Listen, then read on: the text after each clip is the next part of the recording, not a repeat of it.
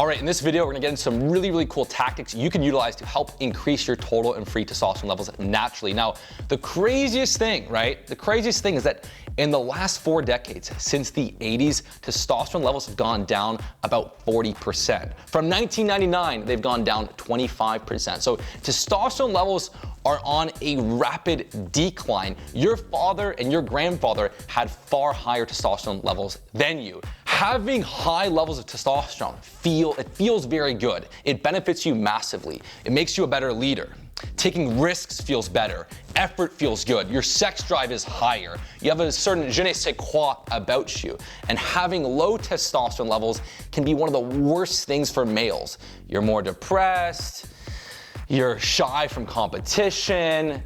You're not the same confident person around women. So absolutely getting your testosterone levels handled is very important. But in this current landscape, having testosterone levels in a healthy high level is actually very hard to do. So let's get into some really good steps you can use to get your testosterone levels to where they should be. Now, the first most important thing you can possibly do to get your testosterone levels to where they should be is getting lean, below 15% body fat. In fact, your waistline and total testosterone levels are actually inversely correlated. The higher fat that you have, the lower your testosterone levels become. And the risk is, if you're obese for a long period of time, you can actually be in a position where your precursor hormones, LH, are working so hard to get your testosterone levels up, but your testosterone levels are non-existent. So that can happen if you're obese. And again, obese is not what people think obesity is. People think obesity, they think someone like really big. If you're 5'10", 205 pounds, that's considered obese. So getting lean is the best step you can possibly do. For a male that's around 5'10", 6 foot, your waist should be 32, 33 inches max. Now, the second thing, and this is all stuff that we should already be doing, it's very important to lift weights, to strength train 2-3 days a week, get in some intense exercise. That intense exercise is giving your body actually a reason to require higher levels of testosterone. If all you do is work at the computer, get up, go get a coffee, go get food, and you're not utilizing your testosterone, well, your testosterone levels aren't gonna be quite high. Now, third, you need to have a balance, right? A balance of protein, fats, and carbs, okay? A lot of people make the mistake of going to low carb diets or low fat diets. And the research is very clear. Doing either low carb or low fat is not optimal for testosterone levels. You need both macronutrients to get your testosterone levels to where they should be. In fact, there's research on low carb diets with higher protein, testosterone goes down 30%. And actually, your sex hormone binding globulin on low carb diets gets elevated, and then more of your total testosterone gets bound up, and so it can't exert its function on the cell. So I recommend eating a balance of fats and carbs and keeping protein levels moderate. I get steak, I do potatoes with some butter, broccoli, I'll eat chocolate. The worst thing you can do for your testosterone levels is going too low in carb or too low in fat. And secondly, if you're cutting and you're losing fat, you want to take the fat loss very slow. A lot of guys want to go too low in calories, too much cardio, and being in too big of a deficit will actually mess up your testosterone levels. In fact, I've gotten extremely lean. I've gotten very lean recently, and my testosterone levels have been staying in pretty good shape. Sex drive is all there. It's not as high when I'm at 8%, but my sex drive is great. As far as the best foods to really build your diet on, what I like to focus on is a high amount of steak. I like to do leaner cuts of steak, like flank or strip loin. The amount of nutrient density inside red meat, inside beef, is very high. It's very high in B12, it's very high in zinc, it's got creatine in it. So lean cuts of beef are amazing. Whole eggs are amazing. Potatoes are great. I actually am a big proponent of focusing on like stuff like broccoli and cauliflower. There's some cool evidence showing that, you know, those cruciferous vegetables can actually help reduce estrogen levels. Really cool. I've even been experimenting with doing a little teaspoon of raw honey. When I have my chocolate at night, I'll do a little teaspoon of raw honey. It adds a little bit of calories, but raw honey can actually help increase your luteinizing hormone, which is the precursor to testosterone. So I actually like raw honey, some onions, garlic, stuff like that, but that's kind of what I base my diet off of, and some fresh fruits. I find that is really where I feel the best, and there's some good nutrients in all of those different foods that are very beneficial. Now, there's a lot of things that people do that can actually mess up their testosterone levels. In fact, there's so many different chemicals in the environment that we're exposed to, okay? Phthalates are bad, so I use completely only natural products, natural soap, shampoo, deodorant, and I don't use any sort of scented products. Now next, okay, vitamin D is gonna be very helpful for testosterone production, so I recommend, you can supplement with vitamin D. There's research that's quite clear that vitamin D is gonna be helpful for testosterone levels. You can get vitamin D in the sun. Here's the craziest thing. The sunscreens that people are using because they're scared of the sun is the worst thing for your testosterone levels, the sunscreens, and the effects last for not the day, but for weeks and weeks and weeks. So I would recommend getting more of a all-natural sunscreen without all the parabens and stuff like that if you're gonna use sunscreen. Or just kind of avoid, just get your vitamin D and then get out, don't sit in the sun for extended hours of time. Now, sleep is also gonna be one of the most important. Most people's sleep is bad. I like to sleep in a cold room, completely dark. There's no limit to how cold I can sleep at. It could be freezing cold in Canada. I could open the window with a fan. I can sleep amazing. I like to sleep with it cold. Max 65, 66, and that's pushing it. But you want to get a very high quality sleep. And one of the best ways to get a high quality sleep is an hour before bedtime. Stay off the electronics. You can even use some blue light blocking glasses, but stay off the electronics. Slow down your breathing. Cool exercise you can do from the military is basically 4 seconds in through the nose, pause 4 seconds, 4 seconds out through the mouth, hold 4 seconds, and then in. It's 16-second box breathing. You do that for a couple minutes and you're so much more relaxed. And sleeping is one of those things where if your sleep is bad, it's gonna take you, a couple weeks to get in the good rhythm, but then once you're in the good rhythm, you sleep like a baby. So those are sort of the main key components of really setting the stage for higher levels of total free testosterone. What else is important, and I believe there's a big behavioral interplay between your testosterone levels and how you act, and even how you stand. If you walk into a room and you're very like this, and you're very quiet, you're very, you're just kind of crossing your legs and taking up not much space, your stress hormone goes up and total testosterone levels go down. If you open up, you take on that position of power, a position of authority, you're signaling your body to elevate testosterone, lower cortisol. So you actually have to live and have a certain code of ethics to have a high level of testosterone. There's a mindset to having a high level of testosterone. Don't be a bitch. You say you're gonna do something, you freaking do it. You go into the gym, you push hard. But guys are so weak, and again, it's an interplay. If your testosterone levels are naturally higher, it's gonna be easier to act in accordance of this. But if your testosterone levels are a bit lower, you gotta force yourself to actually be a man of action, to be a freaking leader. In fact, every time you're scared to do something, you shy away. Oh, there's a cute girl, but I don't want to.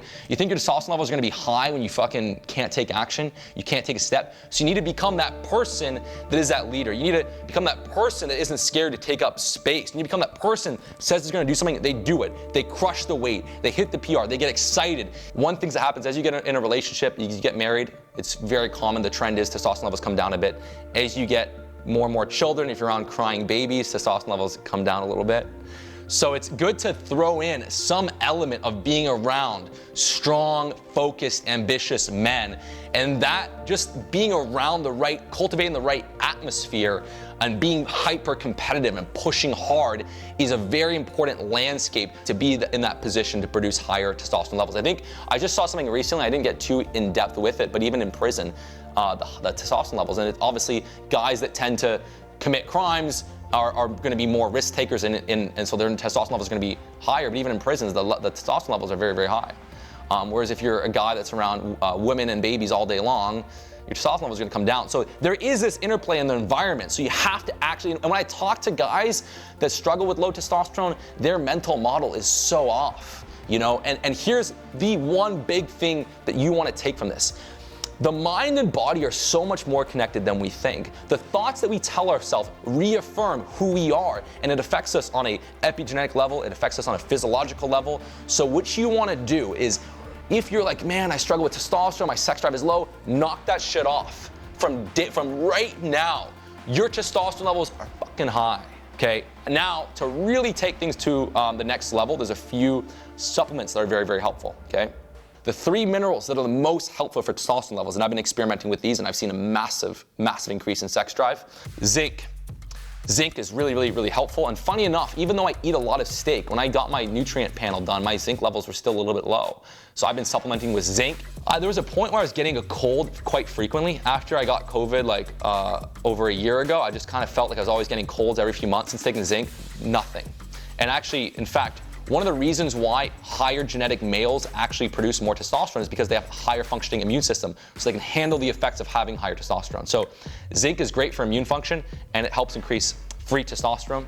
Magnesium, okay? Magnesium is really, really helpful in sedentary people and also in athletes. And also every time you ejaculate, every time you exercise, you're sweating, you're burning a lot, you're actually depleting these minerals.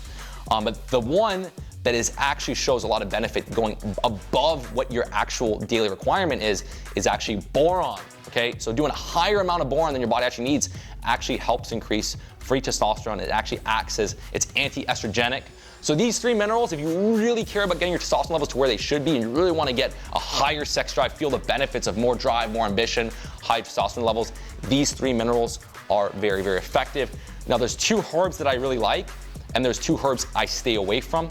The herbs that I stay away from, ashwagandha, okay? I stay away from ashwagandha simply because a lot of people, including myself, ashwagandha, it can be okay to take for a short period of time. So what you notice, you get reduced depth of feeling. So I know guys that have taken ashwagandha and then the excitement, the fulfillment of life goes down and they just kind of become numb. So ashwagandha has one of those side effects that I'm simply not down for. You want to learn how to tolerate risk without having to kind of numb yourself down, how to handle, life. And there's some very, very cool exercises that you can do that I'm going to be getting into in another video that can absolutely transform your mental model. And it's all perception. It's all perception. There's some cool journaling exercises you can do to just get complete control over your mind and also have greater ability for your brain to produce serotonin and dopamine. The other one is Fadoja, because there's a link between toxicity, even in testicular toxicity. So simply, I just don't think it's worth it. And again, it's one of those things where you should not be taking it all the time. So a lot of testosterone supplements will use these 2, and I think it's better to stay away.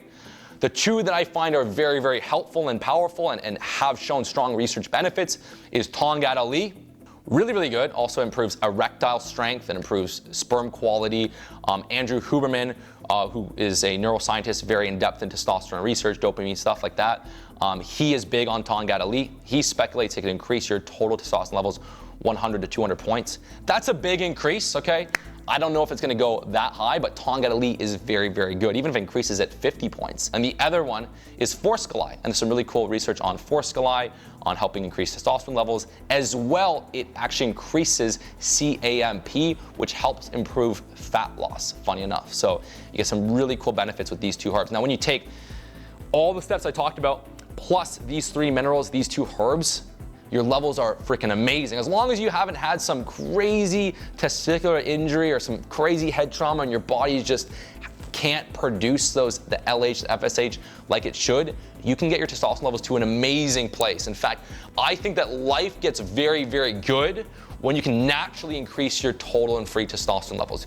You do not want to be, and this is also why I'm very against people going down the anabolic route, because once you go down that anabolic route, you can effectively shut down your production for life. And now you have to take TRT for the rest of your life. Or now, your just levels aren't functioning. And one of the problems with taking TRT is that it will mess up with your fertility, right?